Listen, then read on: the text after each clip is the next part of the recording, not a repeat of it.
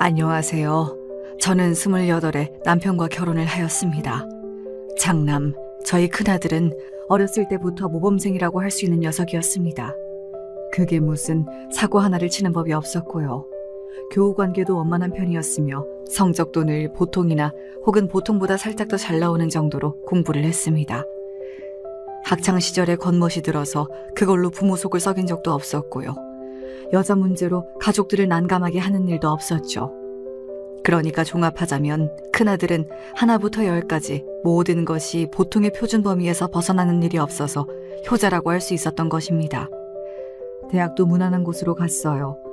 얼굴 인물도 키도 살집도 전부 평범했던 큰아들은 저희 부부에게는 둘도 없는 모범생으로 느껴졌답니다.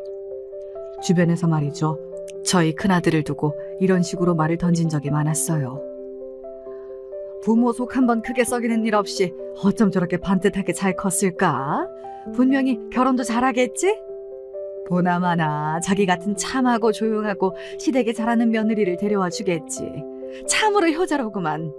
듣지 하니까 아기 때도 별로 안 울었다나? 그래서 태생부터 효자였다고 그러던데. 큰아들이 워낙 말썽 한 번 안 피우고 조용히 잘 컸다 보니까 주변에서 칭찬 반 부러움 반 마음을 담아서 그렇게 이야기를 곧잘 나누곤 했던 거예요. 그치만 중간에 틀린 정보도 섞여 있었습니다. 그게 뭔가 하면 큰아들은 갓난아기였을 적에 잘 안 우는 아기가 아니었거든요. 품에 안고 있으면 그럭저럭 협조적으로 굴면서 작게 칭얼거릴 뿐이었으나 잠든 것 같아서 이제 품에서 내려놓으려고 하면 그러기가 무섭게 눈치를 채고 울음을 터뜨렸습니다. 한 번에 4시간 이상을 곤히 잔 역사가 없었고요. 오죽하면 저희 집안에서 돌았던 소리가 장남으로 장하게 태어난 아기가 아니었다면 진작에 모두들 학을 떼고서 진절머리를 쳤을 거라는 소리였네요.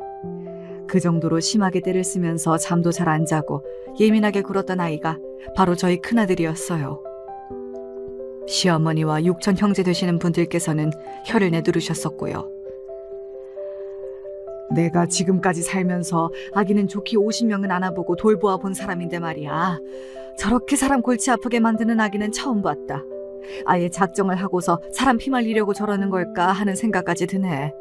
내가 진짜 웬만하면 안 이러는데 쟤한텐 내가 졌어. 내가 사흘 만에 두 손 두 발 다 들었다. 그분은 결코 농담이나 장난으로 그렇게 말씀을 하셨던 것이 아니라 표정에서부터 학을 떼고 계셨죠. 아기의 타고난 기질이 뭐 저렇게 고약하냐면서 진절머리를 치셨고요.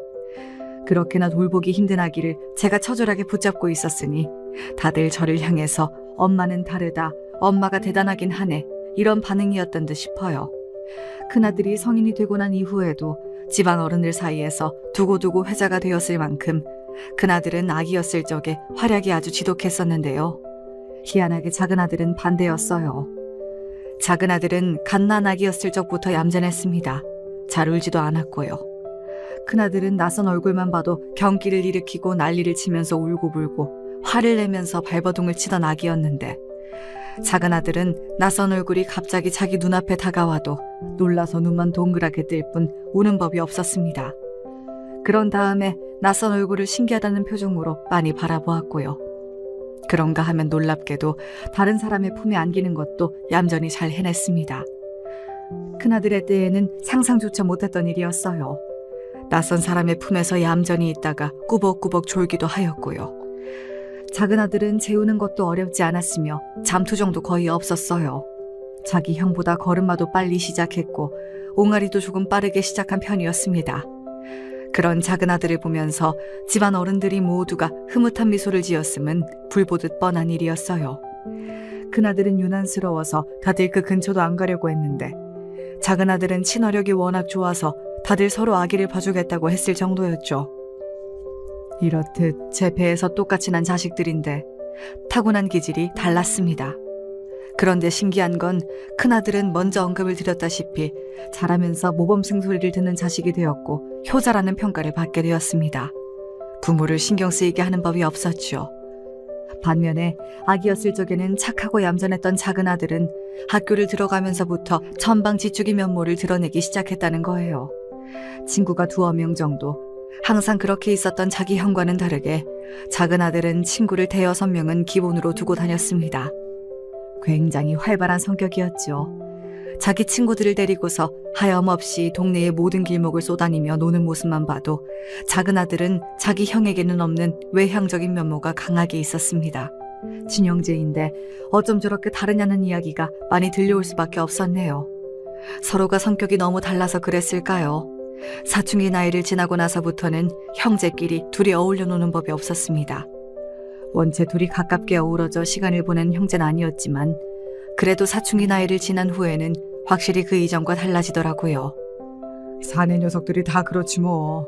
그냥 너 두 녀석 성격에 서로 같이 잘 노는 것도 이상할 테니까. 각자 어울려 노는 친구들만 봐도 성격이 극과 극이잖아? 대면대면하게 지내도록 그냥 냅두고 나이가 들고 나면 자연스레 잘 지낼 테니까 너무 그렇게 신경 쓸 것 없어. 그래요? 그럼 시간이 해결해 주기를 기다려야겠네요. 하기사 둘이 치고받고 싸우는 것보다야 낫겠지요. 저는 괜스레 형제의 사이가 너무 친근함이 없는 게 아닌가 싶어서 걱정을 하기도 했었으나 남편은 딱 잘라서 그런 걱정은 아예 할 필요가 없다고 그랬었지요. 작은 아들은 학교에서 하도 활기를 치고 다녀서 그런지 선생님들 사이에서도 아주 인지도가 높았습니다. 선생님들이 전부 다 아는 학생이라는 게 꼭 좋은 의미만은 아니잖아요. 그래서 저는 작은 아들의 학창시절 내내 은근히 가슴을 졸이고 지내야만 했답니다. 성적은 항상 보통 수준이나 혹은 보통에서 살짝 못 미치는 정도로 작은 아들은 공부를 했고요. 하지만 노는 걸 하도 좋아했던 녀석이라 책상 앞에 앉아있는 걸 워낙에 싫어했던 모습만 본다면 공부에 쏟는 정성에 비해서는 성적이 잘 나온 편이었다고 생각도 드네요. 그리고 항상 맞아온 성적에 비해서는 대학도 잘 갔습니다. 저도 놀랐고 남편도 놀랐고 심지어는 작은 아들 본인도 놀랐어요. 와, 설마 제가 그 정도 대학을 갈 수 있을 줄 몰랐는데요. 제가 운이 엄청난 것 같아요. 그저 신이 난 작은 아들의 모습을 보면서 저희 부부가 동시에 고개를 절레절레 흔들었지요. 큰아들은 어련히 알아서 잘 하겠거니 싶었는데 당최 작은 아들은 이 다음에 뭘 하고 살지 걱정이 되었습니다. 그래도 대학까지 들어갔으니 한시름 덜게 된 거라고 저는 그렇게 안심을 하였습니다. 하지만 기어이 작은 아들이 제 뒤통수를 아프게 때리더군요. 대학을 졸업한 이후 작은 아들은 적당한 일자리를 얻었습니다. 하지만 적성에 맞지 않는다면서 온통 투덜거리는 나날이었지요. 오늘로 딱 입사 5개월 되었는데도 이미 지루해 죽겠는데 직장 생활에 앞으로 수십 년을 어떻게 더 해야 할까요? 저는 못해요. 그렇게 못 살아요. 그렇게 못 살면 어쩔 건데 이 녀석아. 끈기를 가지고 더도 말고 덜도 말고 2년은 엉덩이 붙이고 앉아있어 제발. 뭐 하느라도 끈기 있게 해보라는 말이다. 대학 졸업도 간신히 했으면 직장이라도 옳게 잘 다니는 모습을 보여야 할 것 아니냐. 이렇게 사는 건 재미가 없어요. 저는 다른 거 하고 싶어요. 장사를 하든지 아니면 물건을 만드는 생산일을 하든지. 하루 종일 의자에 앉아있는 건 좀이 쑤셔서라도 못하겠다고요. 야, 이 녀석아, 네 형을 봐라. 얼마나 착실히 일을 잘 다니냐, 안 그래? 제발 네 형의 반만이라도 따라가 봐. 형은 원래 그런 인간이니까 그렇죠. 형은 창의성이 없잖아요. 남들이 다 하는 일, 남들이 다 가는 길만 가는 게 형이고 성격 자체도 그렇게 타고났는데 저하고 어떻게 같아요? 아니 그래도 이 녀석이 따박따박 말대꾸야. 하고 싶은 일을 하면서 사는 사람은 얼마 되지 않아. 다들 하기 싫어도 참고 하면서 사는 것뿐이지. 그게 어른이고 책임감이다. 너는 임마 인생을 배울 필요가 있어. 매사에 그렇게 진지하지가 못하고 산만해서 이리 깔짝 저리 깔짝. 그렇게 살면 앞으로 어쩌려고 그러냐? 너 혹시 부모만 믿고 이러는 거라면 그건 생각 잘못한 거다. 너 알아서 앞길을 개척해야지. 부모 도움 기다리고 있으면 앞으로 아무것도 너는 제대로 할 수가 없어. 결혼할 사람 찾아서 앞으로 네 가정도 꾸려야 할 텐데 네가 과연 가장의 역할이나 해낼 수가 있을까? 아버지는 왜 맨날 저를 못 혼내서 그렇게 안달이세요? 그래봤자 아버지는 제 길을 꺾어놓으실 수 없어요. 이 녀석이 끝까지 웬 헛소리야. 너 정말 정신 똑바로 안 차릴래? 그래서 작은 아들은 남편에게 혼나는 일이 잦았습니다. 사실 성적 관리가 개판이었고 대학 생활을 즐기는 것에만 정신이 팔려 있었던 작은 아들은 대학 졸업은 정말 간신히 해냈거든요. 그마저도 제가 열심히 채근을 하고 잔소리를 때마다 퍼부었기 때문에 가능했던 일이었습니다. 작은 아들 때문에 머리에 자꾸만 새치가 늘어간다고 남편은 한숨 삼매경이었으며 저도 겉으론 아닌 척했으나 속으로는 작은 아들 때문에 몸에 살이가 나오는 것 같다는 생각 중이었습니다. 하지만 이건 아무것도 아니었어요. 작은 아들이 몰고 올 거대한 진짜 파도에 비하면 그 이전의 일들을 모두 아무것도 아니었습니다. 기어이 다니던 직장을 1년을 채 못 다니고 멋대로 그만둔 뒤에 황당하게도 동대문에 가서 일을 시작했던 작은 아들이었습니다. 자기 적성을 찾겠다는 한마디만 남긴 채 말입니다. 그딴 걸 변명이고 해명이랍시고 하고 있냐며 남편은 뒷목을 잡았습니다. 그러다가 어느 날 작은 아들이 결혼을 하고 싶다면서 데려온 여자를 보고서는 뒷목을 잡는 것도 모자라서 아예 뒤로 넘어가고 말았고요. 왜냐고요? 작은 아들이 하루빨리 결혼을 하고 싶다면서 손을 잡고 데려온 여자의 정체가 술집 여자였기 때문입니다. 저급하고 천박하게 자기 자신까지 손님에게 파는 그런 일까지는 안 하고 있는 듯 했습니다. 그런 것까지 하는 가게는 아니었고 무엇보다 그 안에서 맡은 영역이 조금 나뉘어져 있는 모양이었어요. 설명을 자세히 듣고 나니까 뭔진 알겠더라고요. 원래는 술집에서 일을 시작하기 전에 다방에서 일을 했었다고 그러더군요. 솔직하게 말씀을 안 드렸다가 나중에 혹시 사달이 날까봐. 이 세상에 영원한 비밀은 없다고 하잖아요. 그러니까 나중에 가서 실망과 배신감을 안겨드릴 바에는 차라리 처음부터 모든 것을 솔직히 밝히는 게 낫다고 생각했습니다. 이게 옳기도 하고요. 작은 아들의 옆에 딱 붙어서 떨리는 눈빛으로 담담하게 말을 하는 아가씨를 쳐다보면서 저희 부부는 동시에 할 말을 잃어가고 있었습니다. 제가 눈치로 남편이 지금 화가 날 대로 나서 머리에 열이 오르는 걸 간신히 견뎌내고 있다는 걸 알았고요. 그래서 저라도 분노로 떨리는 입가를 간신히 누르면서 말을 꺼냈습니다. 네, 맞아요. 솔직하게 다 털어놓는 게 옳은 선택이긴 하지요. 그런데 그러기 이전에 애초에 옳은 길을 걸었으면 될 일이었잖아요. 잘못된 길을 걸어놓고서 옳다니 어쩌니 하니까 많이 당황스럽네요. 제가 화를 누르며 외치자 작은 아들이 발끈해서는 몸을 앞으로 내밀며 자기 여자를 자기 등 뒤로 보호하고 저와 맞서는 자세를 취하더군요. 엄마, 잘못된 길이라뇨? 세상에 잘못된 게 어디 있어요. 이런 길 저런 길이 있을 뿐이에요. 말씀 그렇게 하지 마세요. 엄마라면 이해를 해주실 줄 알았는데 정말 실망이에요. 뭐? 실망? 우리가 너한테 더 실망했어. 네가 이렇게 부모 가슴에 대못을 박아도 되는 거니? 정말 이런 결혼을 우리가 허락해줄 거라고 생각했니? 그게 말이나 돼? 다방, 술집 그런 곳에서 일하는 아가씨들도 결혼은 해야겠지. 나는 그 아가씨들이 그런 곳에서 일했다는 죄로 평생 아무하고도 결혼 안 하고 가정을 못 꾸려야 한다고 생각하진 않아. 그런데 왜 하필 내 자식이냐는 거야. 이 세상에 사는 놈들이 얼마나 많은데 그 수많은 총각들을 두고 왜 하필 내 자식이야, 왜? 마음 아프게 해드려서 죄송해요. 하지만 저는 정말로 이 여자를 사랑합니다. 제 마음속엔 이 여자뿐이에요. 너의 그 마음속에 피눈물을 흘리고 있는 부모는 안 들어있나 보지? 잘못된 길은 없고 이런 길 저런 길만 있다고 네가 그랬니? 그래, 그렇다고 치자. 그러면 이 세상에 다양한 길이 그렇게나 이리저리 많이 널려 있는데 왜 하필이면 다방이고 술집이라는 길이어야 했을까? 그게 어디 바람직한 길이라고 볼 수 있겠니? 저는 원망 가득한 눈길로 거북이의 등딱지 마냥 제 아들의 뒤에 착 달라붙어 앉아있는 아가씨를 째려봤습니다. 그러자 그 아가씨가 면목 없다는 듯이 울상이 되어서는 조심스레 자기 이야기를 더 꺼내더군요. 양친이 안 계신다고 했습니다. 일찍 돌아가셨다고 하네요. 형제가 하나 있는데 연락이 안 된 지 오래라서 살았는지 죽었는지도 모른다고 그랬습니다. 어리고 순진한 여자를 등쳐먹으려는 나쁜 손길들은 많았고 그 과정에서 그나마 없던 돈도 다 잃었고 빚까지 생겼다고 하였어요. 학교는 중학교까지 나왔고요.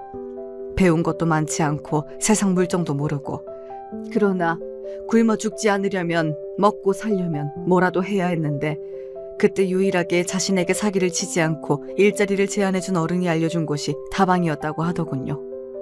돈이 없는 것도 힘들고 무서웠지만 가장 싫었던 건 혼자라는 거였어요. 외로움이 너무 싫었습니다.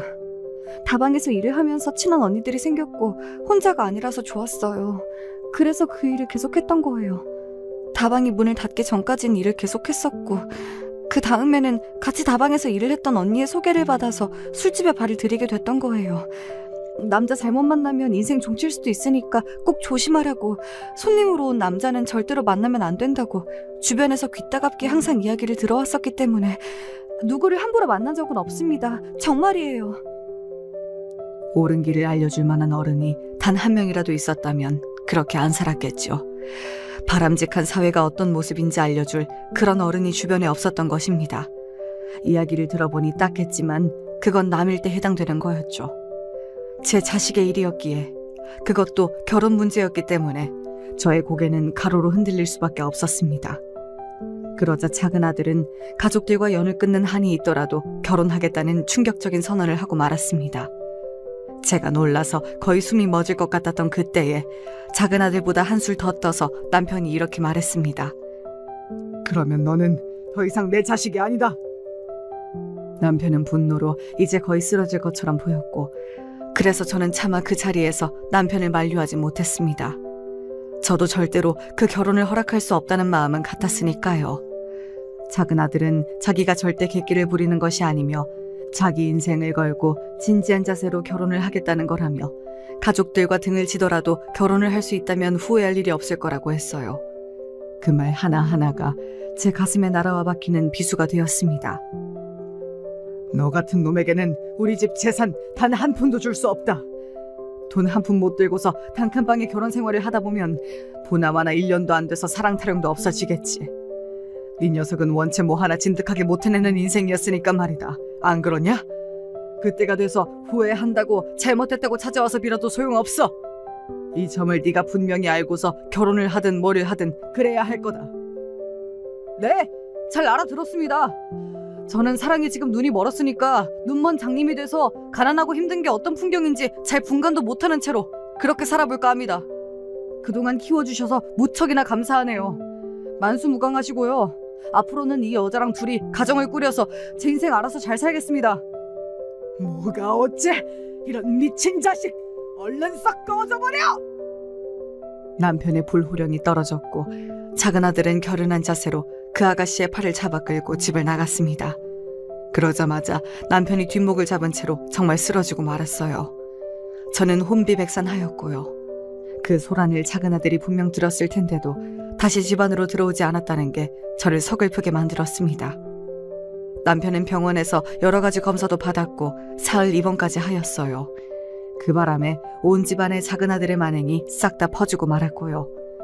남편이 쓰러져서 입원까지 한 마당이었으니 모두가 작은 아들에게 비난의 화살을 돌렸으며, 비록 어렸을 때부터 자잘한 잡음을 만들어내던 사고뭉치이긴 했어도 갓난아기였을 적에는 정말 착하고 조용했는데 그런 좋은 녀석을 꿰어낸 정신나간 술집 여자는 천벌을 받을 거라면서 다들 똑같이 입을 모았습니다. 아버지, 어머니, 앞으로 제가 더 잘하겠습니다. 못난 동생 녀석의 목까지 제가 열심히 효도하면서 살 거예요. 그런 와중에 큰아들은 더없이 든든하게 굴었습니다. 저희 부부는 믿고 기대하며 의지할 수 있는 장남이 있다는 것에 얼마나 감사했던지 모릅니다. 큰아들은 결혼도 무난하게 잘했습니다. 평범한 모습으로 사고치는 법 없이 무던하게 살아왔던 꼭 그만큼 큰아들은 수더분한 큰며느리와 결혼 생활을 해나갔습니다. 큰며느리 또한 큰아들처럼 집안에서 장녀였어요. 아래로 동생만 둘이었고요. 그래서인지 책임감 강하고 반듯한 느낌이 있었습니다. 큰아들과 큰며느리는 첫째 딸, 둘째 아들 이렇게 두 아이들을 낳고서 잘 살았습니다. 크게 잘나지도 못나지도 않은 그런 이상적인 삶의 모습을 저는 큰아들을 통해서 보고 있다고 생각을 했고, 그건 남편도 마찬가지였습니다. 멀쩡히 살아있는 자식을 안 보고 사는 것만큼 황당무계하게 가슴 아픈 일은 없을 것입니다. 그래서 제 가슴 속에는 항상 작은 아들이 들어있었고, 가끔씩 그 아픈 가슴을 들여다보면서 울적하게 한숨을 쉬었으나 차마 남편에게는 작은 아들의 이야기를 꺼낼 수가 없었습니다. 그 괘씸한 녀석, 없는 거나 마찬가지야. 간혹 자주 안 보고 사는 먼 친척들이 작은 아들의 이야기를 눈치 없이 꺼낼 때면 남편이 즉각 버럭하며 그렇게 외쳤습니다. 그리고 자기 앞에서 제발 작은 아들의 이야기를 꺼내지 말라고 하였고요. 사실 절연을 선언했던 그날 이후 작은 아들이 연락을 취해온 적이 있었습니다. 자기 소식을 알려주었어요. 아이가 생겼을 때의 일이었죠. 영원히 철이 안 들 것만 같았던 작은 아들이 이제는 한 생명의 아빠가 되다니. 정말 묘한 기분이 들었고 한편으로는 감동적이었으며 그와 동시에 착잡한 심정이었습니다. 그럼에도 불구하고 작은 아들은 여자 하나 때문에 가족을 등진 자신의 선택을 후회하고 있지 않았기 때문입니다. 경제적인 어려움이 없는 집에서 태어나 자란 녀석이 맨 땅에 헤딩하는 심정으로 결혼 생활을 해나가고 있는데 걱정이 안 될 수가 없었고 측은한 마음이 강했습니다. 그러나 남편과 작은 아들 모두 자존심을 비롯한 복잡한 감정을 앞세워서 그 어느 쪽도 물러나지 않고 있었습니다. 또한 큰아들은 자기 동생을 비난하는 편에 섰으며 그래서 사다리 역할을 해줄 생각은 눈꼽만큼도 없었죠. 아주 어렸을 때나 친했지. 철이 들고 난 이후부터는 친하게 지냈던 적도 없으니까요. 저는 그냥 제가 외동이라고 생각하고 살면 그만입니다. 너는 그래도 네 동생이 걱정되거나 보고 싶진 않니?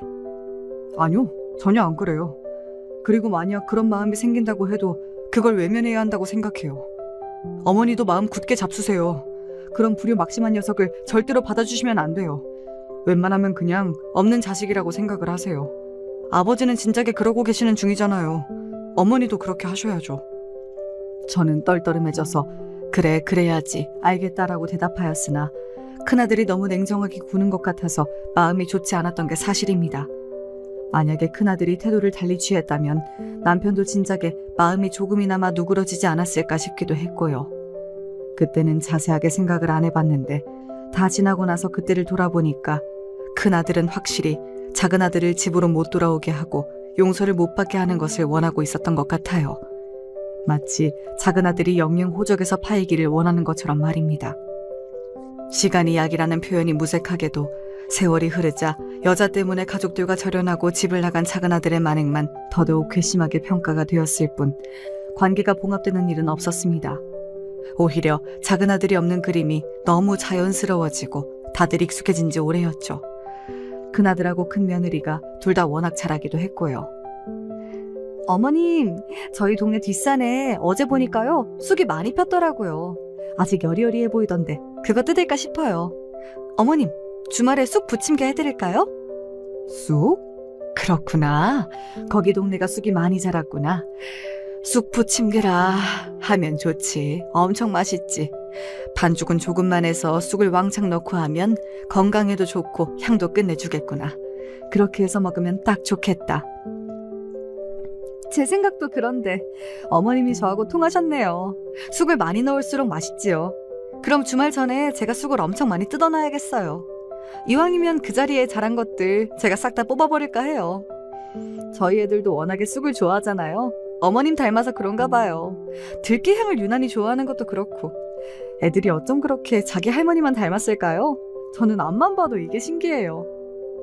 내 손주 강아지들이니까 당연히 나를 닮을 수밖에. 큰 며느리는 제 기분을 맞춰주면서 대체로 싹싹하게 행동을 잘했습니다. 일주일에 못해도 3번씩은 꼬박꼬박 안부 연락을 먼저 주었고요. 차로 40분 남짓 걸리는 거리에 살았는데 자기들이 특별한 일정이 없으면 웬만하면 얼굴을 보여주러 왔습니다. 저는 나이 들어가는 노인네들이 적적할까봐 큰아들 부부가 신경을 항상 잘 써주는 것 같아서 그게 참 기특하고도 고마웠고요. 내가 다른 건 몰라도 장남 하나는 잘 뒀어. 내 분신이야, 분신. 세상에 남기고 가는 내 분신. 나라는 존재가 이 세상에 살다가 갔다는 걸 표시해주는 분신이 우리 집 장남처럼 든든한 녀석이라서 얼마나 다행이고 흐뭇한지. 며느리도 싹싹하고 손주 애들도 전부 착하고 내가 가만 보면 정말 복받은 사람이었구만. 남편은 무슨 생각이 들었던 건지 병원 천장을 한참이나 바라보다가 그렇게 입을 떼었습니다. 노한 때문만은 아니라 남편은 고질적으로 몸에 좀 안 좋은 부분들이 있었는데 결국은 그게 사달이 나서 병원에 누워있는 신세였습니다. 아무래도 마음의 준비를 하는 게 나을 것 같다는 의료진의 귀뜸을 제가 받은 상태였고요. 그런 귀뜸받은 내용을 제가 입번긋 한번 하지 않았건만 남편은 자신의 운명을 예감하기라도 했던 걸까요? 그런 소리를 하는 게 의미심장하게 보이고 들리더군요. 저는 씁쓸한 웃음을 입가에 걸며 장단을 맞춰주었죠. 그러게요. 남들이 다 우리 집 장남을 보면서 부러워하더이다. 효자 아들 잘 둬서 효도하는 며느리이며 손주들까지 다 한꺼번에 얻었다고. 그러면서 우리를 어찌나 부러워하는지, 우리가 자식 농사를 잘 지은 건지 아니면 운이 좋은 건지 모르겠네요. 말을 하면서 저도 모르게 어쩔 수 없이 작은 아들을 떠올리고 있었던 것 같아요. 그건 아마 남편도 마찬가지였을 겁니다. 이미 너무 멀리 와버린 길, 돌이킬 수 없을 정도로 굳어진 고집스러운 자존심. 그런 것들을 생각하게 되면서 저는 자꾸만 슬퍼졌습니다. 작은 아들을 찾아서 불러야겠다고 큰아들에게 말했어요. 알았어요. 제가 찾아볼 거고 제가 연락해서 여기 오라고 할 테니까 어머니는 아무 걱정 말고 그냥 기다리세요. 아셨죠? 큰아들은 저를 그렇게 안심시켰고 저는 남편의 여명이 오래 남지 않은 때에 든든하게 의지할 자식이 있어서 다행이라는 마음만 들었습니다. 특히나 큰며느리가 저를 어찌나 걱정하면서 신경 써주던지요. 믿을 만한 자식과 며느리가 있어서 다행이었습니다. 당장 하루 이틀 만에 연락이 돼서 나타날 것 같았던 작은 아들은 모습을 비추지 않았습니다. 저는 초조해졌고 큰아들은 연락 닿는 게 쉽지만은 않다면서 조금만 더 기다려달라고 하였어요. 작은 아들이 병원으로 왔던 그때는 남편이 숨을 거둔 후였습니다. 그래서 병실이 아니라 장례식장으로 작은 아들이 발길을 해야만 했습니다. 너 이 녀석아, 왜 이제야 오는 거야? 네 아버지가 너를 얼마나 기다렸는데 왜 이제서야? 멍하게 장례식장에 있던 제가 작은 아들을 발견하자마자 눈물이 확 터져 나왔습니다. 저도 모르게 작은 아들을 향해 달려갔고 눈물을 쏟아냈어요. 작은 아들이 참담한 얼굴로 눈물을 훔쳤습니다. 작은 아들의 어릴 적 모습을 기억하고 있던 집안의 사람들은 이제 모두 다 늙어버린 후였습니다. 다들 한숨과 탄식으로 작은 아들을 바라봤죠. 그때 작은 아들보다 조금 뒤에서 따라 나온 사람이 보였습니다. 깍쟁이처럼 생겼던 술집 아가씨는 이제 수더분한 인상의 중년이 되어 있었습니다. 제 작은 며느리였죠. 화장기 없는 얼굴에 온통 까만 옷을 입고서는 저와 눈이 마주치자 황급히 인사를 보내더군요. 어머님, 정말 오랜만에 뵙습니다. 그간 잘 지내셨지요? 글쎄, 잘 지냈냐는 안부를 묻기에는 지금 장소가 적절하지 않은 것 같은데. 제가 한숨을 쉬며 그렇게 말을 뱉었고 작은 며느리는 금세 가득 눈물이 고인 눈을 아래로 떨구었습니다. 예나 지금이나 면목 없어하는 모습은 똑같더군요. 저는 작은 아들을 보자마자 삽시간에 가슴속에 뜨거운 것이 차올라서 이성을 잃고 말았던 게 작은 며느리를 보자 정신이 확 들면서 머리가 차갑게 가라앉는 것 같은 기분이 들었습니다. 뭘 어떻게 물어보고 대화를 나누어야 할지 전혀 모르겠더군요. 살 만큼 살았다며 생각을 했건만 이런 순간에 어떻게 해야 하는 건지 그런 지혜를 저는 지난 세월 동안 익히지 못한 모양이었습니다. 현기증이 좀 나고 있었는데 그러자 큰며느리가 어디에선가 바로 나타나서 저를 부축하였어요. 어머님, 지금 너무 힘들어 보이세요. 이러다가 큰일 나겠어요. 잠깐 바깥바람도 쐬시면서 쉬세요. 네? 제가 모실게요. 저는 괜찮다고 대답하였으나 큰며느리는 제가 이러다 쓰러질 게 분명하다면서 자꾸만 저를 잡아 끌었습니다. 그래서 큰며느리의 부축을 받으며 장례식장의 뒤편에 마련된 자리로 갔고요. 따뜻한 차를 한 잔 마시면서 심신을 다스렸습니다. 하지만 그렇다고 한들 어떻게 진정이 되겠나요? 머리도 마음도 온통 복잡할 수밖에 없는 상황이었던 것을요. 더 있어봤자 뾰족한 수도 없을 것 같아서 장례식장 안으로 들어가려고 하는데 큰며느리가 자꾸만 조금만 더를 외치며 저를 밖에 붙잡아두는 바람에 바깥에 꽤 한참 있다가 안으로 돌아갈 수 있었습니다. 작은 아들 생각에 초조한 발걸음으로 다시 안으로 돌아가자마자 제가 본 광경은 놀라운 것이었습니다. 신우이가 마침 작은 아들의 뺨을 후려치고 있던 거예요. 신우이는 제 남편의 여동생입니다. 제주도에 가서 살고 있었기 때문에 거의 볼 일이 없었고요. 그런데 신우이가 작은 아들을 때리다니. 옆에서 작은 며느리는 거의 울 것 같은 얼굴로 발을 동동 구르면서 작은 아들을 보호하려는 자세를 취하고 있었고요. 대관절 무슨 일인가 싶어서 놀란 심정을 다스리며 제가 그쪽으로 다가가려던 그때 작은 아들의 이런 외침이 들려왔습니다. 제 선택에 후회는 없습니다. 아버지가 돌아가신 건 안타깝고 슬픈 일이죠. 하지만 어쩔 수 없는 일이기도 해요. 저는 그때로 다시 돌아간다고 한들 똑같이 결혼할 거예요. 아버지의 가슴에 대못을 제가 박았다고 해도 그건 어쩔 수 없는 거라고요. 그러자 신우이가 열이 받아서 소리를 질러댔고 다들 중간에서 말리기 시작하느라 정신이 없어졌습니다. 작은 며느리가 연신 죄송하다고 사과를 하면서 눈물을 흘리며 작은 아들의 팔을 잡아 끌고 장례식장 밖으로 향했습니다. 그러다가 저와 딱 마주쳤고요. 엄마 어디 계셨어요? 찾았는데 계속 안 보이시길래 궁금했는데. 작은 며느리가 황급히 눈물을 닦으며 저에게 넙죽 인사를 올렸고 작은 아들은 당황한 목소리를 냈습니다. 그리고 저는 어느새 방금 보고만 광경에 싸늘히 식은 표정으로 이렇게 말을 뱉었지요. 이 못난 녀석, 너는 끝까지 못났구나. 정말 끝까지 자기밖에는 모르는 이기적인 녀석이야. 그래 가라, 가버려라. 다시는 오지 마. 네 아버지도 그걸 원하지 않으실 거다. 작은 아들의 눈동자가 한껏 흔들렸고 그걸 더 오래 바라볼 수 없어서 제가 먼저 고개를 휙 돌리고 걸음을 옮겼습니다. 저에게 외면당한 작은 아들은 못 박힌 듯이 거기에 더 서 있다가 작은 며느리와 함께 모습을 감췄고요. 우리 오빠가 사람 참 괜찮았잖아요. 언니도 알잖아요. 옛날에 언니가 시집와서 오만 고생 다 하고 있을 때 그래도 우리 오빠가 괜찮은 사람이라 버틸 수 있었던 거죠. 자기 처자식한테는 오빠가 옛날 사람 치고 제법 다정하게 잘 챙기는 사람이었다고 저는 그렇게 생각해요. 그런데 그런 사람이 자식 복이 그렇게나 없어서 어쩌나 싶어서 속상하네요. 차남은 영원히 글렀지만 그래도 장남 하나는 건지고 떠나서 오빠가 마지막 가는 길이 너무 슬프지만은 않았기를 바라고 있어요. 한숨을 푹푹 내쉬며 말을 하는 신우이는 젊었을 적에 인상이 참 앙칼진 사람이었지요. 그랬는데 이제는 나이가 많이 들어버렸습니다. 그렇게 세월을 한껏 먹어 바뀌어버린 신우이를 쳐다보면서 저 역시도 많이 늙었다는 사실을 새삼 실감하게 되더군요. 남편을 떠나보낸 이후 자꾸만 거울을 들여다볼 때마다 그 안에 제가 하루하루 빠르게 늙는 것 같다는 인상을 지울 수가 없었습니다. 제가 이제 혼자가 되어서 적적하고 외로울 것 같다며 큰아들과 큰며느리 두 사람이 많이 걱정을 하고 있었고요. 저도 이런저런 생각이 많이 들고 있던 그 시기에 두 사람이 전에 없이 진지한 얼굴을 하고서 제 앞에 앉더니 이런 이야기를 꺼냈습니다. 어머니, 이제 어머니도 많이 늙으셨잖아요. 전적으로 저희한테 의지하시고 그렇게 남은 인생 편하게 사셨으면 좋겠어요. 그래서 말인데 그 재산 있잖아요. 건물 하나 있는 거요. 혹시 그거 미리 주실 순 없을까요? 그거 받고 저희가 관리하고 살면서 어머니 잘 챙겨드리면서 그렇게 살고 싶은데요.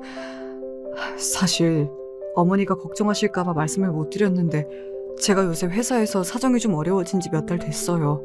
정년을 이대로라면 채울 수 없을 것 같고요. 맞아요, 어머님. 마음 편하게 그냥 재산 미리 주시고 효도 받으면서 그렇게 지내셨으면 좋겠어요. 제가 그렇게 대단히 훌륭한 며느리는 아니었지만 그렇다고 해서 어머님께 부족하고 모자란 며느리는 아니었던 것 같아서요. 좋게 봐주시고 좀 믿어주셨으면 합니다. 믿어주시면 제가 그 믿음에 보답하면서 여태까지보다 더 어머님께 열심히 잘하는 며느리가 될게요. 약속드려요. 예상은 조금 했지만 역시나 재산 이야기였어요. 정확히는 작은 건물 하나 있는 거 이야기였죠. 혹시 다른 재산은 없느냐고 큰아들 내외가 물어보길래 저는 단호하게 고개를 가로저었습니다. 그 건물 하나뿐이라고요. 매매 가치가 대단한 건물은 아니었으나 다달이 들어오는 세만 해도 그럭저럭 먹고 사는 데는 문제가 전혀 없었습니다. 그걸 달라고 하는 큰아들과 큰며느리의 요청은 합리적이었죠. 자식 안 주면 누굴 주나요? 하지만 제가 가진 의무는 이것이었어요. 어차피 지금 안 받아도 결국 너희가 그 건물 가지게 될 텐데 그리고 아직 회사에 버틸만 하면 버틸 때까지 일단은 버티다가 나중에 건물 받고 그래도 되지 않겠니? 굳이 미리 달라고 하는 이유가 있을까? 아버지 돌아가시는 거 보고 많은 생각이 들었습니다.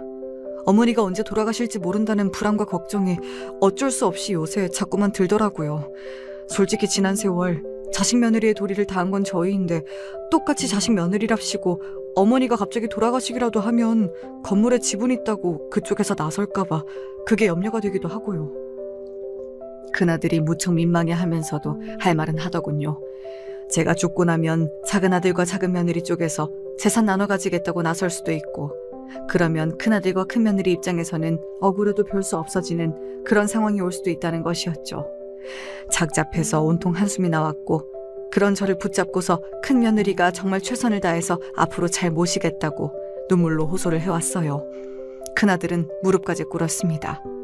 지난 세월 두 사람이 잘해온 건 사실이었죠. 그래서 저는 고민 끝에 그 건물 재산을 미리 증여해 주었습니다. 이게 옳은 길이라고 생각했죠. 하지만 잘못된 길이었나 보더라고요. 정말 놀랍게도 증여를 받자마자 큰아들과 큰며느리 둘 다 입을 싹 씻었습니다. 며칠이 지나도 먼저 연락을 안 하길래 제가 했더니 큰아들이 제 번호를 차단했어요. 큰며느리도 마찬가지였고요. 눈앞이 아득해져서 큰아들 부부의 집을 찾아갔습니다. 그랬더니 큰며느리가 기겁을 하면서 저를 문 밖으로 내치더군요. 깜짝이야. 이젠 찾아오지 마세요. 자꾸 이러시면 귀찮게 이사를 가야 할 수도 있으니까요. 설마 다 거짓이었니? 나를 평생 잘 모시겠다며 그게 다 거짓이었어? 어떻게 사람의 탈을 쓰고 그럴 수가 있니? 그걸 믿으신 분이 바보 아니에요? 여태까지 마음에도 없는 효도하느라 짜증나고 힘들었는데 그 대가를 이렇게 받는 것 같아서 너무 신나고 좋네요. 어머님은 지금 살고 계신 집 있잖아요. 그거 있으면 됐죠. 그거 팔아서 그 돈으로 어디 공기 좋은 곳에 있는 요양원 같은 곳에나 들어가세요. 너무 분해서 눈물조차 안 나왔습니다. 결국 그 모든 게 거짓이고 가면이었습니다. 큰며느리의 뒤로 빼꼼 보이는 큰아들의 모습에 기가 막히더군요. 제가 온 게 민망하다는 듯이 헛기침을 일부러 해대면서 집 안으로 사라졌어요. 이럴 순 없다고 중얼거리는 저를 큰며느리는 벌레 보듯 경멸 어린 시선으로 바라봤고 입가에는 비웃음을 한껏 걸었습니다. 돌아가시면 그때 뵈러 갈게요. 잘 가세요. 아무런 미련 없이 후련하다는 듯 큰며느리는 3개 현관문을 닫았죠. 저는 기력 하나 없이 집에 돌아왔고 밤새 끙끙 앓았습니다. 큰아들 내외의 만행은 사흘 만에 소문이 났고 모두가 비난을 해댔지만 정작 당사자들은 꿈쩍 않았어요. 그리고 그 소식이 작은아들 내외의 귀에까지 들어갔던 것입니다. 작은아들과 작은며느리가 저를 찾아왔어요.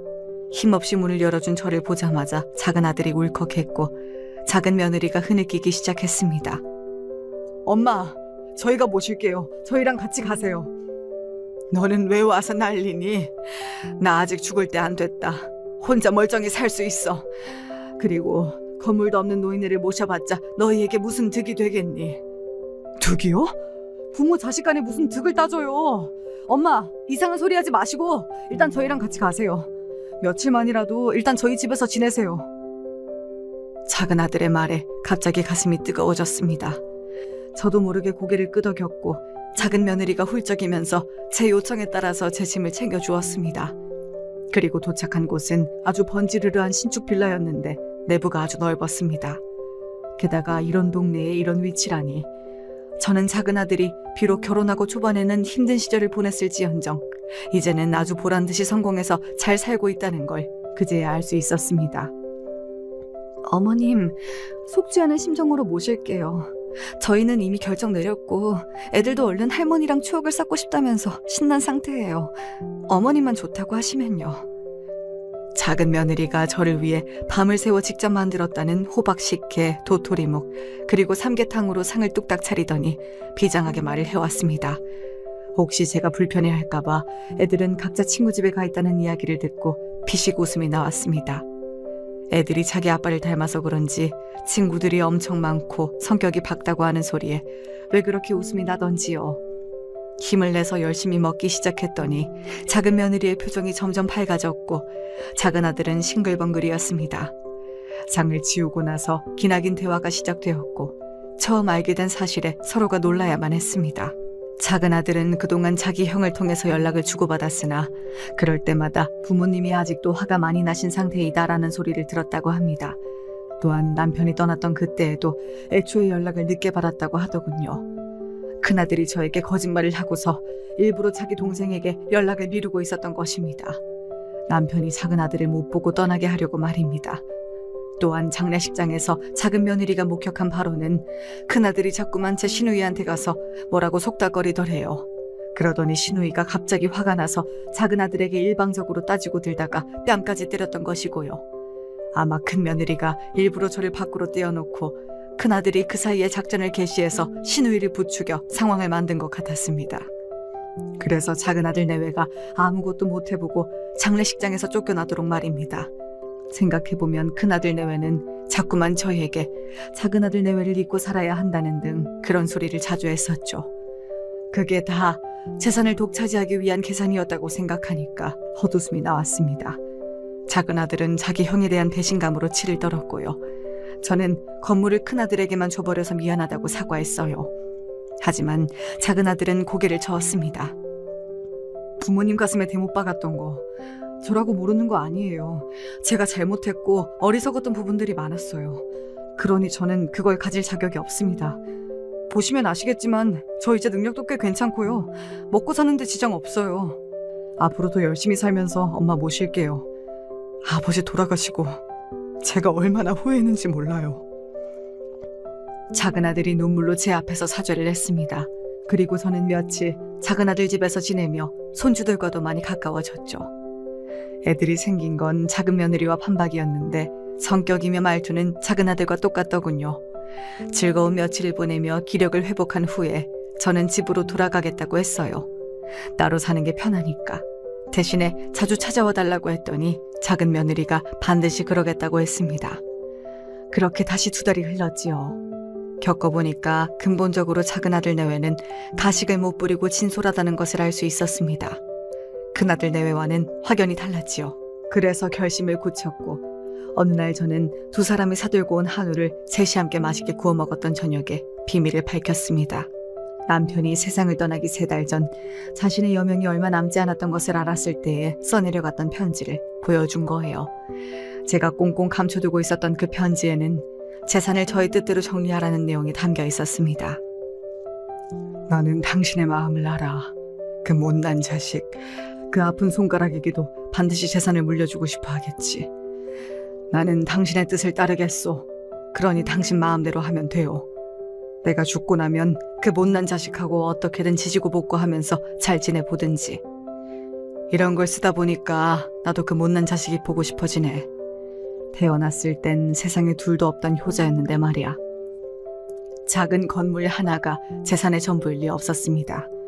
저희 부부가 조용히 살아서 아무도 몰랐을 뿐이지요. 큰아들에게 증여하고 말았던 그 건물 외에 다른 재산을 저는 남편이 죽기 전에 미리 다 정리해서 금으로 바꿔놓았습니다. 그 누구도 몰랐던 금고의 존재를 작은아들 내외 앞에서 공개했고 그 안에 든 금을 보여주었지요. 이게 바로 물려주고 싶은 재산이라고 말을 하면서 말입니다. 놀라서 한동안 아무 말도 못하고 있던 작은아들과 며느리는 갑자기 동시에 울음이 터져서 엉엉 울었습니다. 그러더니 2 사람 다 저를 양쪽에서 얼싸안았습니다. 저는 못난 자식이었는데 왜 이런 저를 끝까지 내치지 못하신 거예요? 대체 왜? 다시 한번 제가 잘못했습니다. 제가 부족한 사람이었어요. 둘 다 울면서 대체 무슨 말을 그렇게나 서럽게 하던지 듣다가 저도 울어버렸네요. 그 후로 작은아들과 며느리는 제 집과 가까운 곳으로 이사를 했어요. 제 걸음으로 걸어서 10분 정도이니 아주 가깝지요. 어떻게 된 게 아들보다도 며느리가 저에게 더 치대면서 얼마나 친근하게 자라는지 모릅니다. 살뜰하게 저를 챙기면서 별별 세상 돌아가는 이야기를 미주알 고주알 얼마나 잘 떠드는지 몰라요. 손주들도 애교가 많아서 걸핏하면 제 집에 놀러 왔다가 그대로 잠까지 자고 간답니다. 작은 아들네는 이렇게 됐는데 큰 아들네는 어떻게 됐냐고요? 결국 그 탐욕이 스스로 목을 조른 모양이었어요. 저에게 받은 건물, 거기 1층이 가장 좋은 자리였는데 8년간 계시던 사장님을 내쫓고 자기네가 거기에 식당을 차렸습니다. 당연히 회사는 당장 그만둔 상태였고요. 의욕만 잔뜩 있었으니 식당은 당연한 수순으로 망해서 손해만 막심했고요. 큰 며느리는 몸이 아파서 수술을 받았습니다. 그런데 아팠던 이유가 큰아들이 건물이 생긴 후에 우쭐했는지 문란하게 여자들을 만나고 다녔기 때문이더라고요. 그러면서 몹쓸 균이 큰 며느리의 몸에 옮긴 거였고요. 그걸 알고 큰 며느리가 당연히 뒤집어졌겠죠? 당신 때문에 나는 자궁까지 잃었어. 어쩔 거야 이 개자식아! 어차피 이제 쓸 일 없는 자궁인데 왜 그래? 내가 잘못을 했지만 너무 그렇게 화를 낼 거 없잖아? 어머니한테서 금을 받았으면 이제 만사 오케이인데 왜 그렇게 심각하게 굴어? 좀 즐기면서 살자. 제 아들이지만 정말 미친놈이었습니다. 장사 시작했다가 말아먹고 손에 막심한 것도 짜증이 났는데 자궁까지 잃게 됐으니 큰며느리의 눈이 돌아갔어요. 건물 쥐고 있다고 기세등등한 큰아들의 꼬라지가 너무 보기 싫었나 보더라고요. 이혼 소송을 걸었습니다. 문제는 애들이 전부 자기 엄마의 편이었다는 것이지요. 온갖 불리한 요소들이 큰아들을 덮쳤습니다. 그래서 결국은 큰아들이 이혼당하고 자식들에게 외면당하고 이혼 과정에서 재산 떼어주느라 빚만 생기고 그렇게 되었습니다. 반면에 저와 작은아들 내외는 행복하고 화목하게 지내고 있었지요. 어머니, 제가 잘못했습니다. 뭔가 더 잘못된 것 같아요. 이제라도 바로 잡겠습니다. 큰아들이 수척해진 몰골로 울면서 무릎을 꿇었습니다. 하지만 제가 뭐라고 할 새도 없이 작은아들이 앞을 가로막으며 자기 형을 상대하더군요. 그냥 계속 잘못된 채로 살아. 나는 과거에 잘못했다가 이제 바로잡은 것이고 형은 이제부터 잘못된 길을 걷는 거지. 우리가 형제이긴 한가 봐. 교차점을 이렇게 지나네? 엄마는 내가 잘 모실 테니까 형은 빠져. 필요도 없어. 큰아들이 이를 빠득빠득 갈면서도 아무런 항변도 못하고 터덜터덜 돌아가야 했지요. 에휴, 저는 이게 다 뭔 일인가 싶어서 한숨만 길게 나오는 나날이었습니다. 이런 제 심란한 기분을 손주들이 다 들어주어서 그것만으로도 위로가 되네요. 이렇게 사연을 쓰게 된 것도 손주들이 도와준 덕분이고요. 앞으로 또 어떻게 될지는 모르겠습니다만 일단은 제가 평탄하게 일상을 보내고 있네요.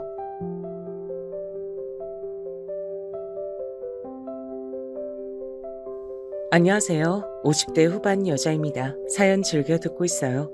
전 저한테 가장 빛나는 존재인 이제 막 20살이 된 아들이 있습니다. 제가 사연을 보낸 이유는 제가 사랑하는 가장 소중한 아들이 저희 남편을 정말 놀랄만한 사연이라 여러분들에게 공유하고 싶어서 이렇게 사연을 보내게 됐어요. 그럼 잡설은 각설하고 사연 바로 시작해 보겠습니다. 저희 집은 어릴 적부터 늘 가난했어요. 남편네 집은 저희 집보단 부유한 편이었고요. 20대 중반에 만난 남편은 다정한 사람이었어요. 저보다 4살이 많았고요. 4살 차이는 궁합도 안 본다잖아요. 그 당시엔 제 친구들도 하나 둘 결혼하고 저도 결혼하기에 적은 나이가 아닌 상태였죠. 저는 지독한 가난 속에 하루하루를 살아왔기 때문에 남편이 저희 집보다 조금이라도 더 나은 형편이라는 그것만으로도 남편이 좋아 보였습니다.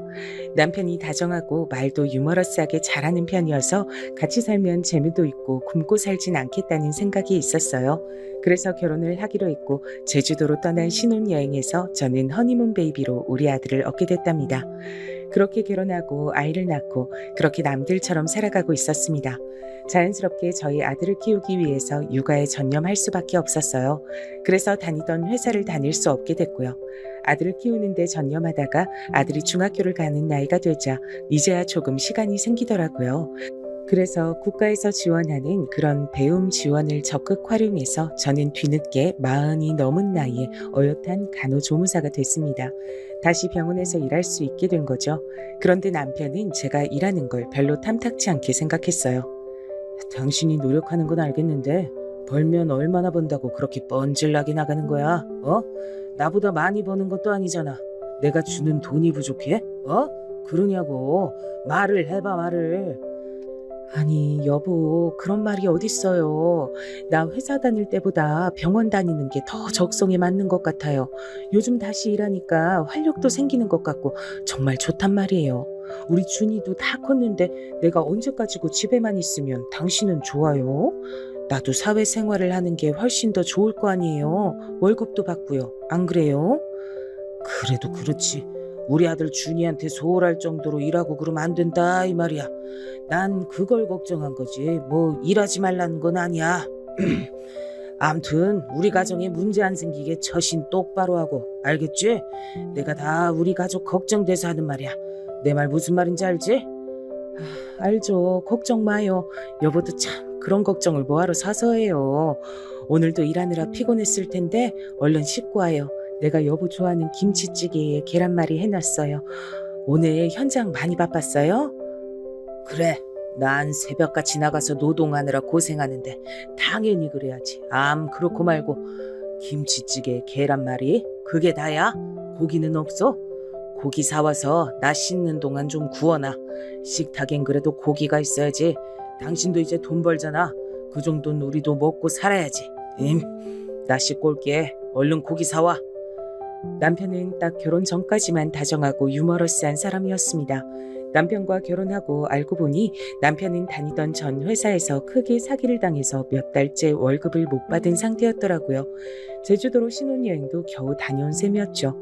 그렇게 남편이 다니던 회사에서 결국 월급도 못 받고 그만두게 되자 남편은 신혼기간 내내 방황을 하다가 저희 아들을 가진 지 5개월이 되던 차에 드디어 저랑 아들을 책임져야겠다고 생각을 했는지 막노동판에 나가서 돈을 벌기 시작하더라고요. 저는 그렇게 일해서라도 남편이 돈을 벌어올 수 있어서 얼마나 다행이었는지 모릅니다. 그렇게 남편은 점점 한 달에 일하는 날짜가 많아졌고 업력이 늘어갈수록 돈도 대우도 모두 점차 좋아지고 있었습니다. 남편은 회사에 크게 한 번 되었잖아요. 그것도 저와 결혼 전에 말이죠. 그때 말했으면 어쩌면 저는 남편과 결혼하지 않았을지도 모릅니다. 저희 집보다 형편이 조금이라도 나아 보여서 결혼한 것도 컸기 때문이었죠. 물론 그때 만약 남편과 결혼하지 않았다면 지금 제 옆에 소중한 우리 아들 준이는 이 세상에 없을 테니까 그런 생각은 접어둬야겠지만요. 어쨌든 그래서인지 회사 생활에 대해서 남편은 굉장히 회의적이고 부정적이었어요. 제가 아들 준이를 어느 정도 중학생으로 키워놓고 다시 공부해서 마음 넘어 간호조무사가 되어 출근을 할 때도 탐탁지 않아 하는 게 사실 그런 영향도 있었던 것 같습니다. 게다가 남편은 가부장적인 면이 꽤 있는 편이었거든요. 아무래도 자기 벌이가 부족해서 버는 거냐는 그런 자격지심이 있었던 것 같았어요. 제가 그런 말을 입 밖으로 꺼낸 적이 전혀 없는데도 말이죠. 정말 남자들이란, 남편들이란 대체 왜 그러는 걸까요? 그래서 저는 변명까지 만들어 이야기해야 했습니다. 사실 형편이 그렇기도 했고요.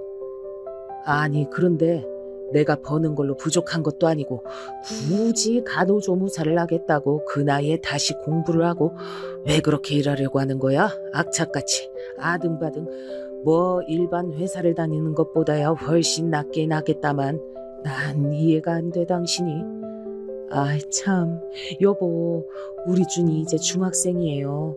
고등학교 올라가고 대학 가면 대학 등록금까지 돈 엄청 많이 필요할 거 아니에요. 그 돈 미리 벌어두자는 거죠. 나도 일할 수 있을 때 일하는 게 좋잖아요. 그동안 여보 혼자 돈 버느라 고생한 거 너무 잘 알아요. 나도 물론 준이 키우느라 집에서 고생했지만 밖에서 돈 벌어오는 당신만 하겠어요. 하긴 그렇긴 하지. 그래 준이 이 녀석 대학 가고 하면 대학 등록금 그게 정말 장난 아니긴 하지. 알겠어. 당신이 그런 생각하면서 일하겠다 한 건지는 몰랐네. 그래 당신도 일하니까 힘들지? 이게 보통 힘든 게 아니야. 안 그래? 아 그럼요 당연하죠. 여보도 그렇잖아요. 출퇴근이 여간 힘든 게 아니네요. 그런데 오랫동안 쉬어서 그런지 난 출퇴근하는 게 아직은 재밌어요. 몸은 힘들지만 환자들 돌보고 간호하는 게 보람도 있고 그래서 그런지 암튼 좋아요. 뭐 당신이 좋다고 하니까 다행이네. 잘 다녀봐. 준이야 밥 먹자. 아빠 다 씻고 나왔다. 아빠가 엄마한테 고기 반찬까지 해오라고 했어. 식탁엔 고기가 있어야지. 안 그러냐? 오 고기다. 고기 좋아요. 맛있겠다. 엄마 고기 사오는 거 저 시키시지 그랬어요. 김치찌개도 그렇고 계란말이도 그렇고 다 맛있겠네요. 잘 먹겠습니다. 우리 아들 공부하는데 엄마가 방해하면 되겠어? 맛있게 먹어 아들. 여보도 맛있게 먹고요. 남편은 그래도 제가 아들 준이 대학 등록금 미리 마련한다는 핑계와 남편 혼자 버는 거 이제 도와주고 싶다고 그런 얘기들로 잘 넘어가니까 또 뭐라고 안 하고 잘 넘어가긴 하더라고요. 그렇게 저는 열심히 간호조무사로 일하고 저희 남편은 건설 현장에서 계속 일을 해왔습니다. 간호조무사로 그렇게 열심히 일했고 어느덧 몇 년이 꼬박 흘렀네요. 일을 하면서 어려운 것도 많았지만 환자들을 돌보고 안내하고 아픈 곳을 고쳐주는 일은 저의 적성에 딱 맞는 일이더라고요. 제가 환자분들에게 치료를 해주었다는 사실에 대한 보람도 있었고요. 출근하고 퇴근할 때까지 눈코 뜰 새 없이 바쁘게 흘러가지만 즐겁게 일했던 것 같습니다. 그렇게 일하고 나면 너무 피곤해서 녹초가 됐죠. 녹초가 되어 집으로 돌아가도 사랑하는 남편과 아들 준이가 있어 참 행복했습니다. 그렇게 준이도 어느덧 고등학교를 졸업할 나이가 되어갔고요. 물론 일을 다시 시작하고 나선 남편과의 관계가 예전보다 더 뜸해지긴 했습니다. 남편도 현장에서 일이 더 많아서 피곤해진 것이 이유라고 생각했어요. 그리고 저 또한 병원에서 시달리다가 돌아오고 나니 피곤했기 때문이라고 생각했고요. 왜 그렇잖아요. 피곤하면 아무것도 할 기운이 안 나니까요. 그래서 별 대수롭지 않게 넘어가곤 했습니다. 그러다가 저희 엄마가 암에 걸리셔서 갑자기 병원에 입원하시게 됐습니다. 저는 제가 간병을 할까 하다가도 전문 간병인을 쓰면서 제가 퇴근 후에 엄마 간호를 하는 것이 더 효율적이라고 생각해서 그렇게 하기로 했죠. 저희 집은 어릴 적부터 매우 가난하다고 이야기를 들었었죠. 제가 결혼하고 나서도 당연하게도 별반 달라지지 않았습니다. 여전히 가난했고 엄마의 병원비가 힘에 부쳤습니다. 제가 버는 돈은 꼬박 다 엄마 병원비에 간병비로 들어가곤 했으니까요. 전문 간병인을 쓰는 시간도 아끼려고 친정 아빠한테 제가 병원에서 일하는 동안에는 엄마 간호 좀 해달라고 부탁했고요. 친정 아빠는 흔쾌히 당연히 본인이 지키겠다면서 너무 걱정 말고 간호조무사로 병원에서 일하라고 하셨지만요. 하지만 어떻게 병원 일에만 집중할 수 있겠나요? 저희 엄마가 암으로 힘들어하면서 병원에서 하루 종일 누워 계신데 말이죠. 아빠, 전문 간병인 쓰는 것도 돈이 좀 많이 드네요. 제가 버는 걸로 병원비 내는 것도 빠듯하고 해서요. 제가 퇴근하고 주 3일 올 테니까 그 외 시간은 아빠가 조금 엄마 곁에서 간병 좀 해주세요. 아, 그럼 당연하지. 네 엄마 옆은 당연히 내가 지킨다. 그렇고 말고 넌 아무 걱정하지 말고 어렵게 붙은 간호조무사잖아. 병원에서 간호조무사로 열심히 네 일하는 거에만 집중해라. 못난 애비라 미안하다. 아유, 너희 엄마도 너한테 이런 짐짝이 되긴 싫었을 건데 늙으면 아프지 말고 일찍 죽어야 되는데 너한테 볼 면목이 없다. 미안하다. 아빠도 참 그런 말씀 좀 하지 마세요. 엄마가 들으면 얼마나 서운하시겠어요. 저는 괜찮으니까 아빠도 너무 무리하지 마세요. 저도 그 정도는 해야 제 마음이 편해서 그래요. 아시겠죠? 끼니 걸으시지 마시고요. 네? 약속해요. 아, 알겠다. 나도 배고픈 건 못 참는 거 잘 알잖니. 그래서 네 엄마가 그렇게 내 끼니를 챙기느라 늘 그렇게 고생을 했지. 가난한 형편에도 내가 밥 먹는 건 늘 1등으로 챙기던 게 바로 네 엄마였는데 그랬던 사람이 이렇게 누워있으니 내 마음이 요즘 사는 게 사는 것 같지가 않아. 아빠는 이럴수록 더 힘을 내야지. 그런 힘 빠지는 소리 하면 어떡해요. 엄마가 정말 속상해하겠어. 엄마한테 다 일러줄 거예요. 자꾸 그런 소리 하시면. 전 이제 가봐야 해서요. 엄마 잘 부탁해요, 아빠. 그렇게 저희 엄마는 아빠와 저의 노력에도 불구하고 1년도 채 지나지 않아 앓던 암으로 인해 돌아가시게 됐습니다. 그렇게 혼자가 된 저희 아빠는 제 마음에 늘 걸리는 돌덩이 같았습니다. 언제 어디서 무엇을 하던 제 마음에 콕 하고 박혀서 탁 막혀버리는 그런 돌덩이 있잖아요. 항상 생각나고 안타깝고 끼니 걸으실까봐 걱정되고 그런 저의 마음을 아빠도 알아채셨는지 더 씩씩한 척을 많이 하시더라고요. 저는 그 모습에 오히려 더 마음이 아팠지만요. 저희 친정엄마의 빈자리는 그만큼 컸기 때문에 없는 것에 익숙해지는 시간도 참 오래 걸렸던 것 같습니다. 아빠는 끼니를 잘 챙겨 드시지 않으셨고 저는 반찬을 싸서 가져다 드리는 것도 여러 번 했지만 크게 나아지질 않더라고요. 혼자 차려 먹고 하는 버릇이 안 들어서 그러신 거겠죠. 그리고 집밥도 계속 먹다 보면 외식을 하고 싶어지잖아요. 그날따라 유독 저희 아빠의 어깨가 축 처진 게 너무 왜소해 보이시는 거예요. 그래서 몸보심도 하실 겸 아빠가 제일 좋아하시는 삼겹살을 사드리고 싶었어요. 그래서 저희 집 근처에서 만나자고 했고요. 아빠 오셨어요? 오늘은 삼겹살 어때요? 평소에도 좀 삼겹살 먹고 싶을 때 사드시라고 용돈도 준비했어요. 많지는 않아요. 10만 원밖에 안 돼요. 아빠 집에서 밥 먹기 싫을 때 삼겹살에 소주라도 드시고 들어가시라고요. 아이고, 뭘 이런 걸 준비했어. 너희 엄마 가고 나도 혼자 밥 먹는 거 익숙해지고 있는데 삼겹살을 다 사 먹으라고 용돈까지 주다니. 그럼 주는 거니까 잘 받으마. 고맙다. 제가 가난한 친정아빠한테 삼겹살 좀 사드시라고 10만 원 챙겨드렸는데 그 순간 어떻게 알고 왔는지 남편이 나타나서 저한테 막말을 퍼붓고 저의 뺨을 때리는 것 아니겠어요. 저는 정말 너무 놀라 어안이 벙벙해서 아무 말도 못하고 있었습니다. 그런데 20살이 된 우리 아들 준이가 나타나서 제가 뺨 맞는 걸 보곤 눈이 뒤집혀서 남편을 아주 나락을 보내버리게 됐죠. 여기서 이러고 있을 줄 알았어. 이런 개념 없는 년, 나한테 아무 허락도 없이 감히 네 애비한테만 돈을 갖다 바쳐? 나한테 안 걸릴 줄 알았어? 언제까지 날 속여먹을 생각이었어? 아빠, 지금 뭐 하시는 거예요? 아빠가 그런 말을 할 자격이나 있어요? 아빠가 무슨 자격으로 엄마 뺨을 때려요? 떳떳하지도 못한 사람이. 정말 증오스러워요. 아빠가 불륜 저지르는 거 내가 모를 것 같아요? 당장 따라 나오세요. 당장. 여보, 준이야. 이게 대체 무슨 상황이야? 당신이 불륜을 저지르고 있는 걸 준이 네가 어떻게 알아? 할아버지, 오랜만에 뵙는데 죄송해요. 소란 피워가지고. 식사 마저 엄마랑 맛있게 하고 오세요. 저는 아빠한테 가봐야 될 것 같아요. 할아버지, 나중에 저랑도 삼겹살 먹으러 같이 와요. 그럼 이만. 아들은 남편을 질질 끌고 나가면서 할아버지한텐 소란 피워서 죄송하다고 식사 마저 하시라고 예의 바르게 말을 하고 나갔습니다. 저는 갑작스럽게 펼쳐진 이 상황에 너무 당황했지만 놀라서 젓가락도 못 드시는 아빠를 두고 아들과 남편에게 갈 수가 없어서 아빠와 마저 삼겹살집에서 먹는 둥 마는 둥 하면서 시간을 보내고 집으로 돌아왔습니다. 이게 다 무슨 일이냐? 고서방이 네 뺨을 왜 때려? 너 그동안 맞고 산 거냐? 그런 거야? 나한테 용돈 주는 걸 고서방한테 말 안 했다고 이러는 거냐? 아니, 고서방만 일하는 것도 아니고 네가 번 돈으로 나 용돈 주는 것까지 허락 맡으라고 하든? 아주 고서방 안 되겠구만. 뺨은 괜찮냐? 아, 네, 아빠 많이 놀라셨죠? 죄송해요. 이런 못난 모습 보여서요. 고서방이 요즘 많이 예민하긴 했어요. 현장에 일이 많아가지고.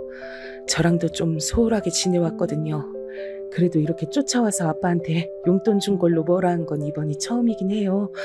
저도 왜 그러는지 정말 모르겠네요. 저 고서방한테 맞고 산 거 아니에요. 아빠, 걱정 마세요. 내 눈으로 이렇게 직접 봤는데 어떻게 걱정이 안 되겠냐. 당연히 걱정이 되지. 안 그러냐. 게다가 준이가 한 말은 또 뭐냐? 고서방 그놈이 바람이라도 피는 거야? 그게 사실은 남편이 상간녀랑 바람 피는 거 이미 알고 있었어요. 그런데 그걸 준이까지 알고 있는 줄은 꿈에도 몰랐고요. 게다가 제 뺨까지 쫓아와 때리면서 돈 가지고 그렇게 째째하게 굴 줄도 몰랐어요. 이참에 남편이랑은 이혼해야겠어요. 준이도 이제 다 컸고. 뭐? 그럼 알면서도 고서방 불륜을 그냥 눈 감아 줬던 거냐? 대체 왜 그랬어? 왜? 내가 고서방 이놈을 당장 잡아다가 그냥 아이고 불쌍한 내 딸. 그런데 뺨까지 와서 때려. 친정 아버지한테 삼겹살 사 먹으라고 용돈 줬다고? 고서방은 사람 새끼도 아니다. 이제 더 이상 참지 말고 이혼해버려라. 네. 그동안 우리 준이가 아직 성인이 되지도 않았고 저 혼자가 되는 게 무섭고 두려웠어요. 제가 아무리 간호조무사로 일을 오래 하고 있다고 해도 남편보다 못 보는 건 사실이었고요. 혼자서 준이 키울 수 있을까 이런 생각으로 버텼었죠. 시어머니께서도 제가 버티는데 큰 도움 주셨고요. 근데 이제는 아닌 것 같네요. 뭐? 사부인께서도 알고 계셨어? 나 참 그 양반도 너한테 어떻게 그러냐. 자기 아들 간수 안 하고 자기 아들한테 뭐라고 해서라도 너한테 이러면 안 되는 거 아니냐. 아이고. 제가 참고 살겠다고 한 걸요. 이제 제가 다시 다 바로잡을게요. 우선 아들 준이랑 얘기부터 해보고요. 준이가 언제부터 알게 된 건지 너무 걱정돼서요. 아빠, 너무 저 걱정 마세요. 걱정 끼쳐드려서 죄송해요. 아니다. 내 생각은 말고 얼른 한 입이라도 좀 먹어라. 먹어야 기운나서 이혼을 하든 준이한테 가서 어떻게 알았냐고 묻든 그렇게 할 거 아니냐. 얼른 먹어. 고긴 내가 구우마. 고기를 먹으면서 저는 남편의 불륜을 알게 된 그날을 떠올리게 됐습니다. 고기가 구워지면서 피어오르는 연기를 보다 보니 그날의 일이 아득히 떠오르더라고요. 남편과의 사이가 단순히 피곤해서 그래서 멀어졌다고만 생각했던 제가 너무 안일했던 걸까요? 아니면 제가 너무 남편을 맹신했던 걸까요? 남편은 이런 저를 두고 바람을 폈더라고요. 동료 간호조무사쌤이 말해주지 않았다면 몰랐겠지만요. 그래도 저는 알아서 천만다행이라고 생각했습니다. 속이 뒤집어지고 하늘이 까매지는 기분이 바로 이런 기분이었다는 것을 처음 느껴보았지만요. 남편이 다른 여자와 팔짱 끼고 술 마시고 모텔로 들어가는 걸 제 동료 쌤이 봐버렸다는 건 우연이 아니겠죠. 처음 그 이야기를 듣고서는 정말 정신 나간 사람처럼 그럴 리 없다고, 잘못 보신 거 아니냐고 호통을 치다가 이내 진짜냐고 흐느끼다가 동료 간호쌤이 혹시 몰라서 찍어 왔다면서 몰래 찍은 남편을 사진을 보여주는데 그걸 보니까 더 이상 아니라고 부정할 수가 없더군요. 틀림없는 제 남편이었습니다. 귀에서 삐소리가 나는 것 같이 머리가 어지럽고 시야가 흐려지더라고요. 뿌옇게 차오르는 것은 분노와 배신의 뜨거운 눈물이었습니다. 정말 철저한 배신감과 좌절감에서 나오는 눈물이었죠. 저는 당장 남편의 얼굴을 볼 자신이 없었습니다. 그렇다고 갈 곳도 없었죠. 그러다가 조퇴를 하고 하염없이 근처 공원을 걷고 또 걸었습니다. 그러다가 더 걸을 힘이 없어서 주저앉았죠. 그러다 떠오른 건 시어머니였습니다. 당장 퇴근 후 남편의 얼굴을 볼 자신이 없어 시어머니 댁으로 택시를 타고 갔습니다. 시어머니를 뵙자마자 다시 멈췄던 눈물이 흐르더라고요. 어머님, 저 왔어요. 이렇게 갑자기 찾아뵙게 돼서 정말 죄송해요. 제가 어머님 말고 갈 데가 없어서 그랬어요. 어머님, 저 이제 어떡해요? 저희 남편이. 예, 아가, 알아듣기 쉽게 얘기부터 해봐라. 무슨 일 있는 거야? 왜 다짜고짜 울고 그러니? 사람 불안하게. 무슨 일인지부터 말해보렴. 어머님, 현장에서 일이 많아서 피곤해한다고만 생각했어요. 적어도 딴짓은 안 할 것 같던 그 사람이 글쎄 바람을 피고 있었어요. 저 몰래 다른 여자를 만나고 있더라고요. 저 이제 어떻게 살아요? 앞으로 그 사람 얼굴 어떻게 봐요? 우리 준이 아직 고등학생인데 혼자 키울 자신도 없어요, 어머님. 저 너무 막막해요. 숨이 잘 안 쉬어지는 것 같아요. 아이고, 참, 그걸 알게 된 거구나. 미안하다. 내가 면목이 없구나. 알아도 말을 할 수가 없었어. 정말 미안하구나. 내가 죄인이다, 죄인이야. 말려도 말려지지가 않고. 알잖니, 준이 애비 성격. 네? 그게 무슨 소리세요? 어머님께선 이미 알고 계셨다니요. 그럼 남편이 상간녀랑 바람피고 있다는 걸 알고 계셨다는 소리신 거예요? 네? 말씀 좀 해보세요. 내가 너한테 할 말이 없구나. 정말 미안하다. 나도 내 자식이라 팔은 안으로 굽는다고 그저 들키지 않기만 바래왔구나. 그럼 안 되는 거였는데 정말 미안하구나. 내가 아무리 준이 애비한테 말을 해도 이미 홀려버린 걸, 마음이 떠난 걸 붙잡을 순 없더구나. 진작 정리하라고 했는데 뜻대로 되질 않았어. 어머님, 그래도 말씀해 주셨어야죠. 저한테 어떻게 이러실 수가 있으세요? 얼마나 된 거예요, 그러면? 알게 되셨으면 저한테 말씀을 해주셨어야죠. 저 이제 앞으로 어떻게 살라고요? 내가 알기론 1년도 넘은 것 같더구나. 너한테 말 못해서 정말 미안하다. 준이랑 너한테 정말 볼 면목이 없구나. 저는 1년도 넘었다는 말에 실성을 하고 시어머니께 간다는 말도 없이 뛰쳐나와 택시를 타고 집으로 돌아왔습니다. 그리고 집 앞 카페에서 눈물을 훔치며 일단 아들 준이가 모르게 해야겠다는 생각을 했죠. 갑자기 시어머니의 마음이 조금은 이해가 될 것 같다가도 그래도 저에게 그동안 알고도 속였다는 생각에 너무 화가 나더라고요. 그렇지만 겨우 다시 이성을 찾고 아들 준이한테 하루만 친할머니 댁에 가 있으라 얘기를 했죠. 급하게 집에 일이 생겼으니까 친할머니 댁에 가 있으라고 말이죠. 그렇게 대충 둘러대고 저는 남편이 오기만을 이를 갈고 기다렸습니다. 여느 때와 다름없이 퇴근하고 온 남편이 바뀐 분위기를 눈치챘는지 할 얘기 있으면 하라고 오히려 뻔뻔하게 말하더군요. 당신 뭘 그렇게 노려보고 서 있어? 나한테 뭐 할 말 있는 거 아니야? 왜 그렇게 뜸을 들여? 얼른 하고 싶은 말해. 난 말할 준비 다 돼 있어. 정말 뻔뻔하네. 당신이 사람이야? 내가 알던 내 남편이 맞아? 내가 우리 준이 키우면서 20년을 함께 살아온 내 남편이 정말 맞냐고. 어떻게 날 두고 이렇게 다른 여자랑, 그것도 동네에서 이럴 수가 있는 거야? 나 증거도 있어. 사진으로 봤다고. 나한테 네가 어떻게 그래? 미안하다. 입이 10개라도 할 말이 없어.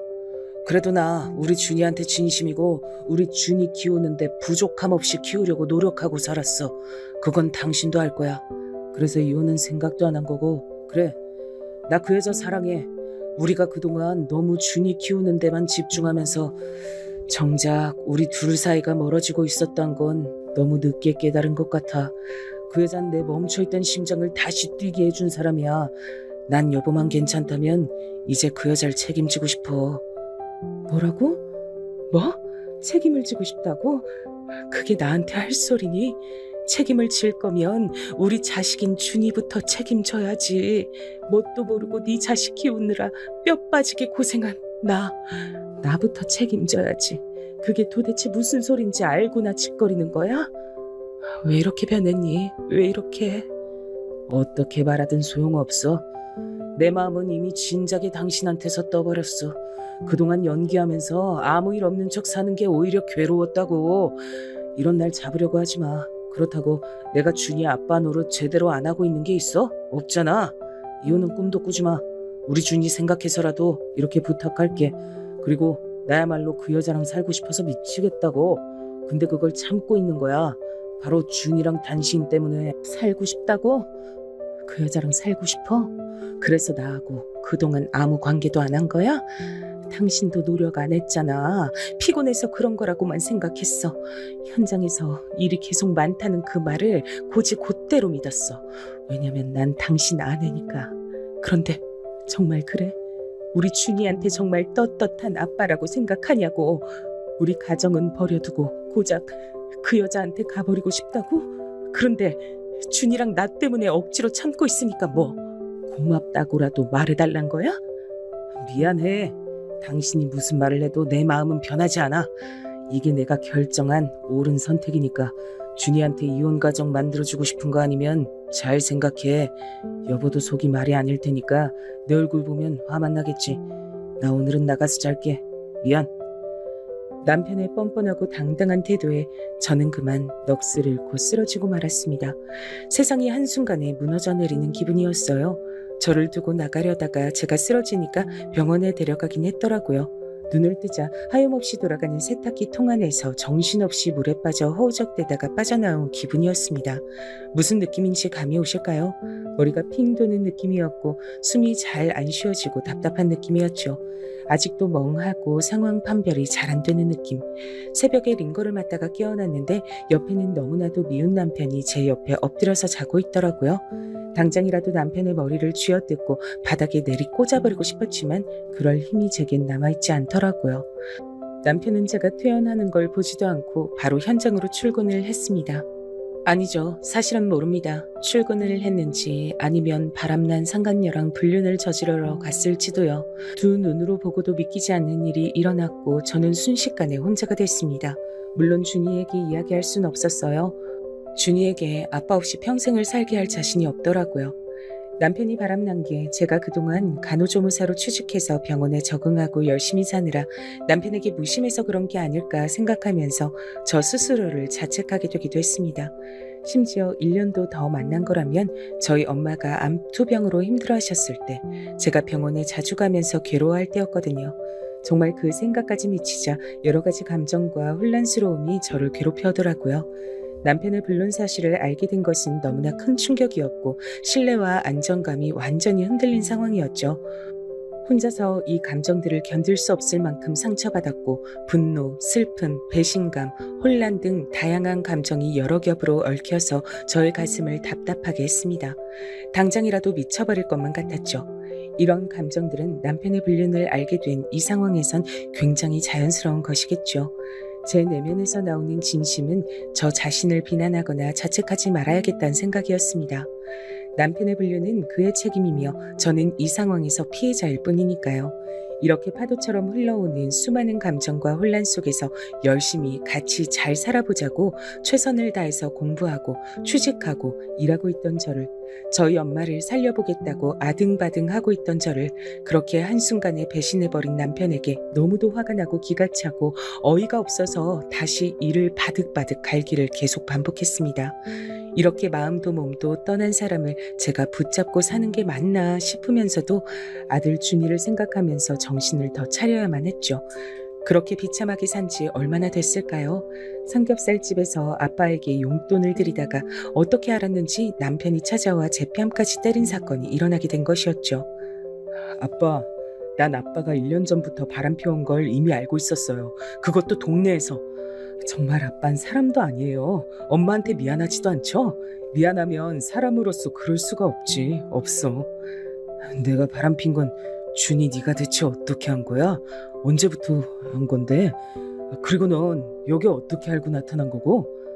전 아빠 미행하고 있었어요. 솔직하게 말해줄게요.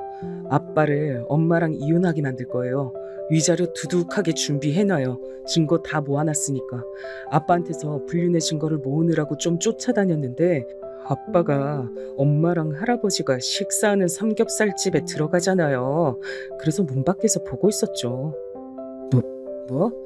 나랑 네 엄만 오로지 준이 널 위해서 이혼을 하지 않고 있었던 거야. 그건 전혀 몰랐나 보지? 지금까지 모은 증거는 다 아빠한테 내놔. 얼른. 싫어요. 제가 왜 그래야 되죠? 아빠가 엄마한테 뺨까지 때리는 걸 봐버렸는데 내가 아빠를 뭘 믿고 주겠어요? 입장 바꿔서 생각해봐요. 평생 우리 가정을 위해서 고생한 우리 엄마를 배신한 것도 모자라서 엄마가 할아버지한테 용돈 드리는 거, 그게 그렇게 배알이 꼴렸어요? 아니 그건 나도 사실 네 엄마 뒷조사 중이었다. 혹시나 나한테 실망한 네 엄마가 홧김에라도 맞바람을 피우진 않을까 하고. 근데 너희 할아버지를 만나려고 여기 삼겹살집에서 기다리고 있는진 몰랐지. 근데 대뜸 용돈이라고 건네니까 욱해서 그만. 정말 끝까지 자기만 생각하네요. 아빠는 아빠라고 불러질 자격도 없는 사람이에요. 당신 아들이라는 게 정말 부끄럽고 수치스러워요. 어떻게 우리 엄마를 의심해요? 불륜 사실을 알고도 우리 가정을 지키려고 당신 불륜까지 안고 가는 사람한테 어떻게 이러냐고. 이게 어디서 아빠한테 대들긴. 아무리 화가 나도 이러면 안 되는 거 몰라? 고준이, 너 아주 혼나고 싶어? 각오하세요. 아빠가 그동안 저지른 불륜, 엄마 배신한 것들 다 갚아줄 테니까 내가 반드시 당신 나락가게 만들 거야. 알아? 우리 집에 들어올 생각도 하지 마. 비밀번호 바꿔버릴 테니까. 뭐라고? 야, 고준이, 아들, 이러면 안 되지. 아빠한테 어디서 그런 말버릇이야? 그러다 정말 혼난다. 이제 대꾸도 안 해? 아들 준이는 이렇게 헛소리를 해대는 남편에게 대꾸도 안 하고 집으로 왔다고 하더라고요. 저는 저희 친정아빠를 택시 태워 보내드리고 집에서 아들 준이를 기다리고 있었거든요. 준이가 와서는 남편이랑 나눈 이야기를 들려줬습니다. 이야기를 듣곤 정말 깜짝 놀랐어요. 준이가 남편의 불륜 사실을 알고 있다는 것도 그 사실 그대로 놀랐지만 저와 남편을 이혼하게 해주기 위해 저를 위해서 남편의 불륜 증거를 따로 모으고 있었던 것이 가장 크게 절 놀라게 했죠. 아니, 어떻게 그럴 수가 있어? 준이, 너는 언제부터 아빠가 불륜을 저지른 걸 알고 있었던 거야? 어? 엄마가 너한테 정말 면목이 없다. 준이, 네가 제일 고생이 많았네. 엄만 그런 것도 모르고. 엄만 이제부터 아무 걱정도 하지 마. 내가 언제 어떻게 알았는지가 중요해? 엄만 나 때문에 참고 살 필요가 없다는 게 중요하지. 절대 참지 마. 난 엄마가 그 인간이랑 계속 한 가족으로 사는 거 절대 못 참으니까. 알겠죠? 제가 증거 다 모아놨어요. 오늘도 증거 더 수집할 거 있나 하고 그 인간 미행하다가 삼겹살집에서 마주친 거예요. 그랬구나. 난 그런 것도 모르고. 그럼 아빠는 왜 삼겹살집에 왔다 그러니? 내 뺨까지 때릴 사람은 아닌데 갑자기 그러는 게 정말 이해가 안 됐거든. 아휴, 이런 말 하는 엄마도 참 바보 같지. 미안해, 우리 아들. 아빠를 너무 좋은 사람으로만 보고 있어서 그래요, 엄마가. 바보같이. 아빠라고 이제 부르지도 않을래요. 그 인간은 엄마가 자기한테 빡쳐서 혹시나 맞바람을 피우지 않을까 해서 감시하고 있었다 하던데요. 정말 너무 뻔뻔하고 어이가 없어서. 그러다 엄마가 삼겹살집에서 누군가 기다리고 있는 걸 발견했고 그러고 있었는데 그게 할아버지여서 그냥 가려다가 엄마가 용돈 드리는 거 보고 눈이 뒤집혀서 들어왔대요. 그러면 내가 자기처럼 불륜이라도 저지를까봐 쫓아다녔단 거네? 아주 그냥 진짜 이렇게 밑바닥이 드러나는구나. 그렇게 흥분한 상태였으니까 내가 드린 용돈을 보고 눈이 확 뒤집혀서 내 뺨을 진짜 기가 막히고 코가 막혀서 아무 말도 안 나온다. 엄마, 그 인간이랑 이혼하고 새 인생 살아. 이제 나도 다 컸고 성인이잖아. 20살이라고요. 그리고 그 인간은 내가 나락으로 보내버릴 거야. 그러니까 걱정 마요. 그래, 고마워 아들. 준이 네가 그렇게 말해주니까 정말 이제 이혼해도 될 것 같다. 증거도 엄마 모르게 이렇게 다 모아주고 정말 고마워. 우리 아들이 언제 이렇게 다 컸을까. 난 우리 아들 한없이 어리게만 봐온 것 같아서 미안하네. 뭐 맨날 미안하대. 이제 미안하단 말 말고 고맙단 말만 해요, 엄마. 이혼 서류 작성해서 줘요. 제가 그 인간한테 나락 보내면서 같이 전달할 테니까. 아니, 근데 넌 네 아빠를 어떻게 나락으로 보내겠다고 자꾸 그러는 거야? 엄마야, 네 아빠랑 이혼하면 그걸로 끝이야. 물론 배신감에 정말 많이 괴롭고 힘들었지만 우리 준이 보면서 버틸 수 있었어. 그리고 뭘 더 해야겠다는 욕심도 없고. 아니요. 제가 안 되겠어요. 못 참겠어요. 우리 엄마 이렇게 울게 만든 그 인간, 할아버지한테 용돈 좀 드린다고 엄마 뺨까지 때린 그 인간 절대 용서 못한다고요. 그럼 어떻게 나락을 보낼 건데? 계획이 뭐야? 엄마가 도울 수 있는 건 다 도울게. 우리 아들이 준비해준 증거로 이혼은 충분히 유리하게 위자료 받을 수 있을 것 같고 엄마가 아들이 복수해주겠다는데 뭔들 못 도와주겠어. 말만 해. 이 모든 걸 상간녀 회사랑 아빠 현장에 모두 뿌릴 거예요. 거래처 사람들까지 전부 다요. 상간녀도 유부녀인 거 엄마 몰랐죠? 유부녀가 지켜야 할 게 많은 사람이더라고요. 아빠가 자기 앞길에 방해되고 자기 가정에 방해되면 결국 아빠 버릴 거고요. 그럼 정말 진정으로 나락가는 길이겠죠. 뭐? 넌 언제 그런 것까지 파악한 거야? 우리 아들 탐정시켜도 되겠네. 왜 이렇게 철저하고 똑똑해? 누구 아들인가 몰라 정말. 내가 우리 아들 하나는 정말 잘 키웠네. 잘 키웠어. 고마워 준이야. 이 정도는 사전에 철저하게 준비하고 조사해야 그래야 제대로 복수를 할 수 있죠. 엄만 저만 믿으세요. 걱정 마시고요. 정말 철저하게 준비했어요. 심지어 아빠가 엄마 뺨 때린 거 그것까지 다 퍼뜨릴 거예요. 할아버지한테 용돈 드리는 걸로 뺨까지 때린 건 정말 선 넘었죠. 가만두지 않을 거예요. 그렇게 자기 소중한 사람들한테 버림받고 손가락질 받는 게 바로 최악의 나락으로 가는 길이잖아요. 그래, 우리 준이 말이 다 맞다. 게다가 엄마가 할아버지한테 드린 용돈은 할머니 돌아가시고 계속 끼니 거르시는 것 같아서 좋아하시는 삼겹살이라도 사서 드시라고 10만 원 드린 거였어. 그 10만 원 드렸다고 내 뺨을 때린 거지. 너희 아빠 그러고 보니 정말 쓰레기 아니니? 쓰레기다, 쓰레기야. 제 아빠라고 하지도 마세요. 정말 치욕스럽고 수치스러우니까요. 그 인간 죗값 제대로 치르게 해야죠. 그 얘기도 꼭 넣을게요. 이 동네에서 얼굴 못 들고 다니게, 일도 못하게 만들어버려야죠. 그렇게 남편에게 어떻게 복수할지를 아들 준이에게 듣고 나니까 벌써부터 아주 통쾌하고 고소하더라고요. 정말 쌤통이지 않나요? 아들의 말대로 정말 최악의 나락으로 가게 해주는 게 진정한 복수가 아닐까요? 저는 왜 그 생각을 못했는지, 그동안 아들 준이를 그저 남들처럼 평범하게 살게 해주고 싶다는 생각에 남편의 불륜 사실을 알고도 가만히 당하고만 있었는지 한심하고 바보같이 느껴지기도 하지만요. 그래도 잘 키운 아들, 우리 준이가 저를 대신해서 남편에게 최악의 복수를 해주었으니까요. 전 너무나 행복합니다. 엄마, 그리고 일이 평생 엄마랑 연애해주지 않잖아요. 엄만 지금도 충분히 일 중독인 거 알죠? 나 사실 다 알아요. 엄마 충분히 병원에서 능력 보여줬고 잘 나가잖아요. 이제 조금 내려놓고 그 인간 따윈 다 잊고 정말 좋은 사람 만났으면 좋겠어요. 내 걱정하지 말고요. 알겠죠? 난 정말 우리 엄마가 그럼 좋겠어요. 우리 아들 준이는 누굴 닮아서 이렇게 배려심이 깊을까? 엄마는 정말 준이만 있으면 된다니까. 이미 충분히 행복해. 정말이야. 나 물론 그런다고 우리 준이한테 집착하겠다는 건 절대 아니야. 정말이라니까. 그냥 우리 준이야말로 여자친구 잘 만나고 대학 친구들이랑 잘 지내면 엄마는 그걸로 된 거라는. 엄마 말 무슨 말인지 알지? 엄마 마음이 다 그렇다니깐. 아, 그건 알아도 안 돼요. 이제 전 정말 우리 엄마가 남자친구도 만났으면 좋겠어요.